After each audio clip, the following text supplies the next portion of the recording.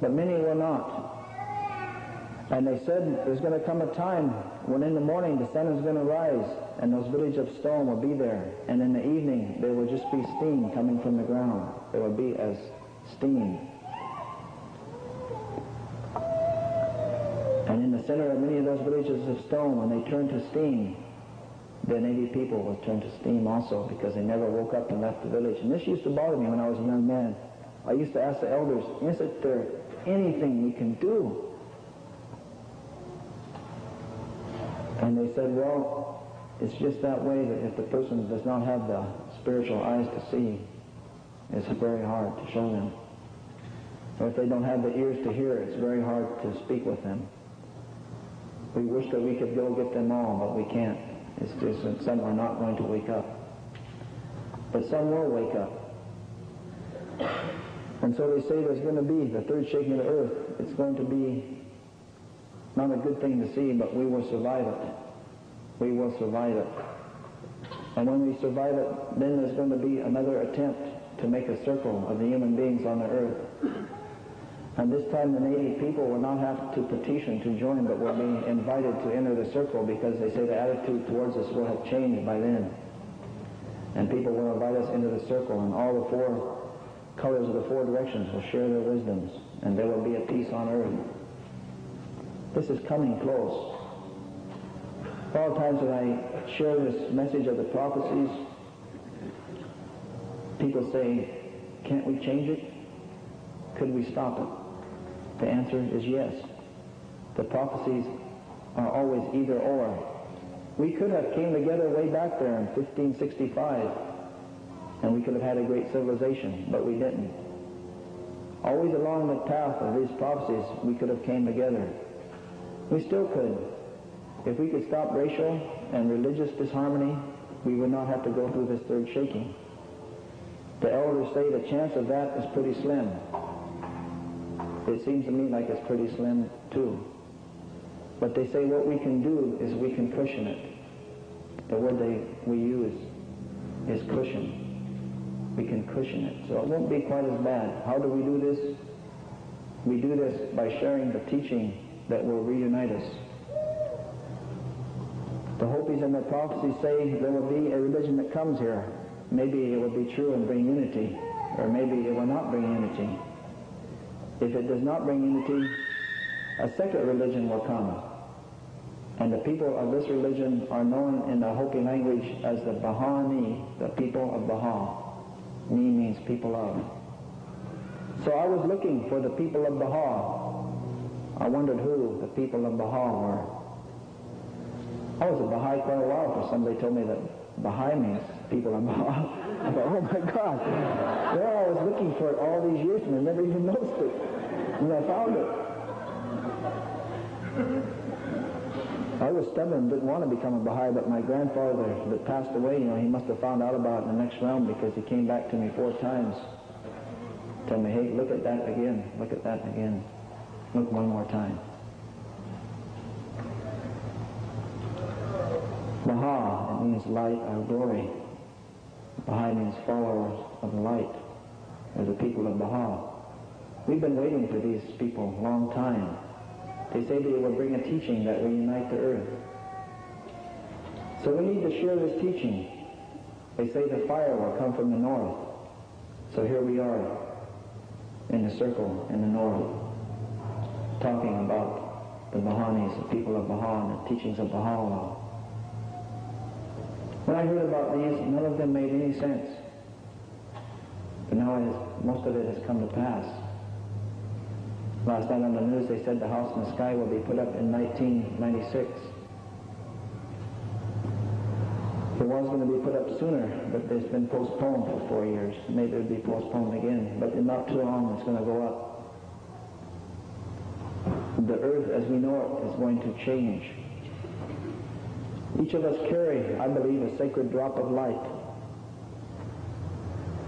In the Indian teachings, they say it takes 9 ancestors to agree before conception can occur.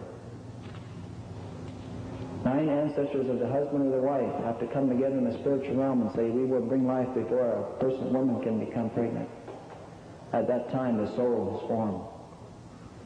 I delivered my first daughter, and a man who, from the blood reserve, who went to South Dakota and was the first blood to pierce for, in 82 years, he came to my house by coincidence 4 days before my wife went into labor. Each night we had a ceremony. And on the morning after the fourth ceremony, my wife went into labor at sunrise. And that night, at sunset, the daughter was born. And I took her out and I cut the cord, and I noticed that at the Sundance that the Lakota people do in South Dakota, they pass that pipe 3 times and they don't take it in the 4th time. And even in Washington, I've heard the coming of a child is like the coming of a new pipe. And when I was delivering my daughter, I happened to notice that the skull came out 3 times. And on the 4th time, her head came out like the coming of a pipe.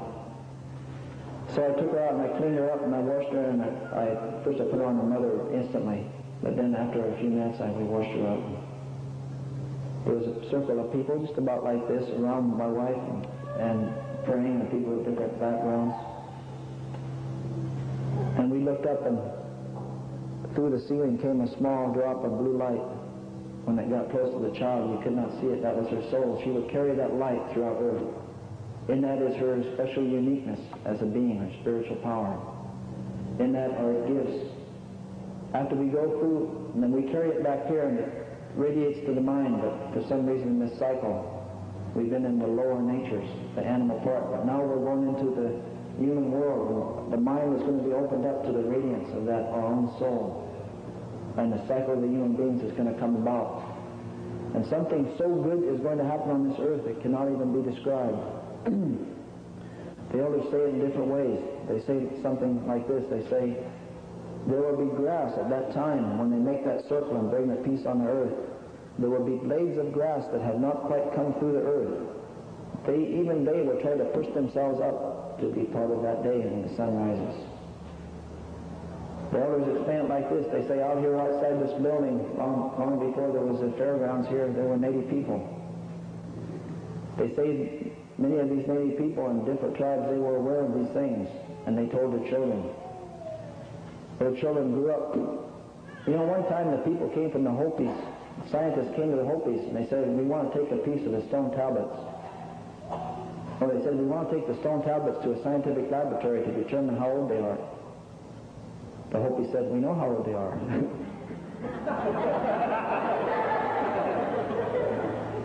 Well, the scientist says, we want to confirm it. Well, the Hopis let them take a little piece, and they did that, the carbon dating method. They found these tablets were at least 10,000 years old, maybe 50. So when I say thousands of years ago there were Native people that spoke of these things, that's exactly what I mean. They told their children. And thousands of years ago their children grew up and told their children. And then their children grew up and told their children. And they spoke about the people that would live at this time, and now it is us. We are the ones they spoke of long ago. They say to be allowed to become into creation and live upon the earth at this time is a great honor. In the cycle of time, from the beginning to the end, this time that we're in now, the change, the purification of all things, they say this is the hardest time to live, but it's also the greatest honor to be allowed to live and see this.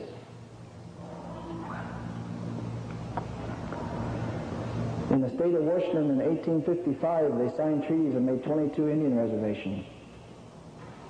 They wanted to do it before there was problems. They thought they were advanced at the time. They had learned from what had happened elsewhere. They made 22 Indian reservations, and the elders spoke in 1855, and they said, we're going to become weaker, and you're going to become stronger, and if you wish to break these treaties, you may do so. They said that, but there's going to come a time when the earth itself will rise up and purify itself, and this will be announced. It will be announced by the speaking of one of 16 great ones on the west coast of this land. And when the first of the 16 great ones speaks, the purification will have begun. It was a little over 5 years ago when Mount St. Helens, one of the 16 great volcanoes on the west coast of this land, spoke. The Seattle Times did a special interest story. They went over to Watson Totus and Woodrow Bill